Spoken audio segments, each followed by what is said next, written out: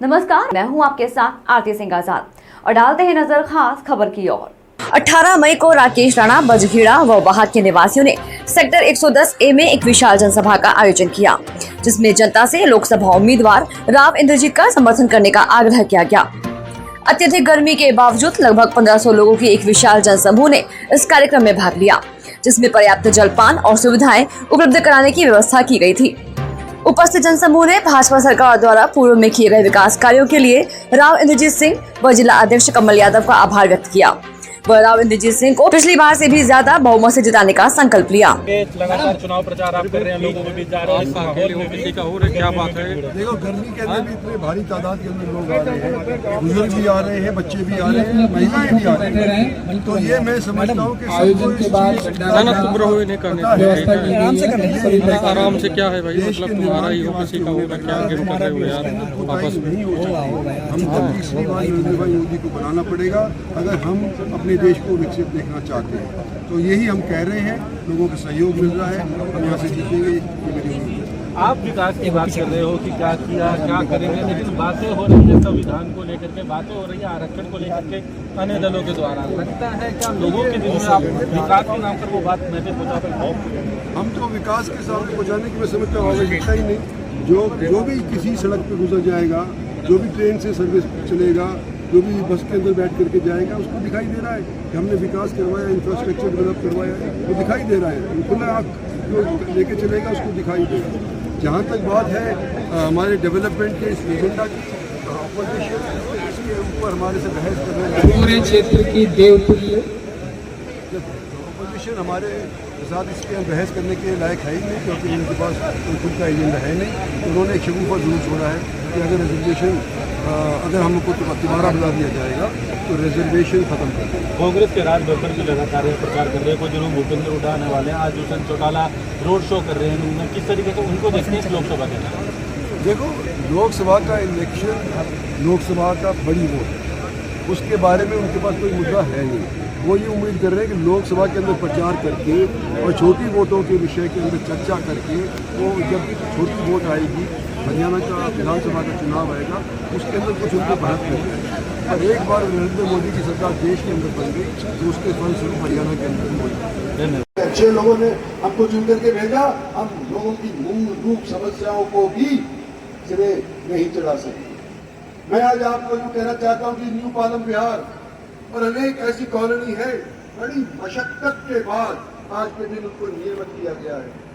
उनके अंदर जो पानी की समस्या है, बिजली की समस्या है, सूरज की समस्या है, आज भी वो सड़क के ऊपर खड़ी हुई है।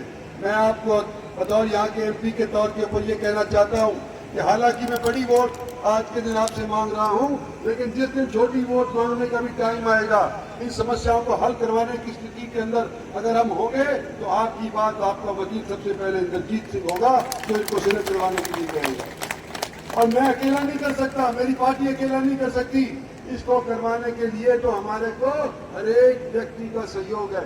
छोटे से छोटा कर्मचारी हो, चाहे वो पंचायत का पंच ही क्यों ना हो, क्या वो कॉर्पोरेटर क्यों ना हो, क्या वो पार्टी का पदाधिकारी क्यों ना हो, उनकी बात अगर बाबू नहीं सुनेगा तो हम अकेले इस समस्याओं को हल नहीं कर सकते।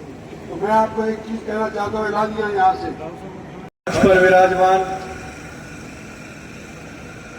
भारतीय जनता पार्टी के वरिष्ठ नेता,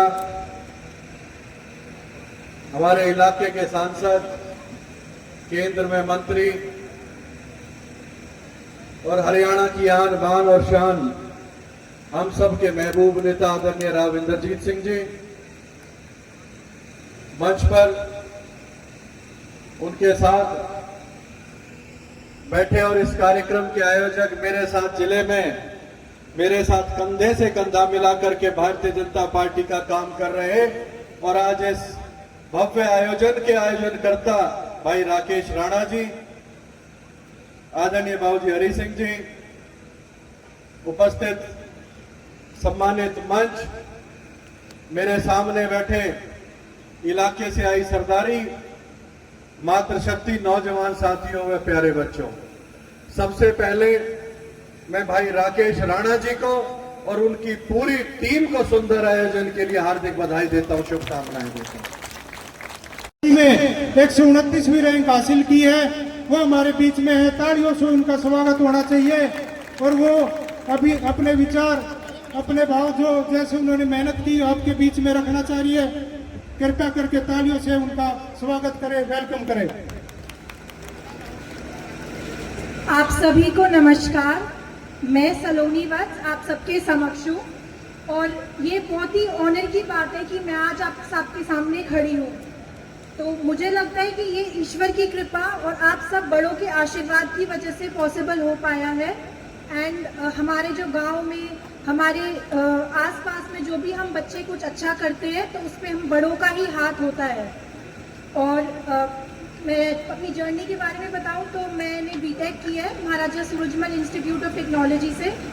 उसके बाद मैंने सिविल सर्विस में अटेम्प्ट दिया, जिसमें 2023 के एग्ज़ाम में मेरी रैंक 129 आई है।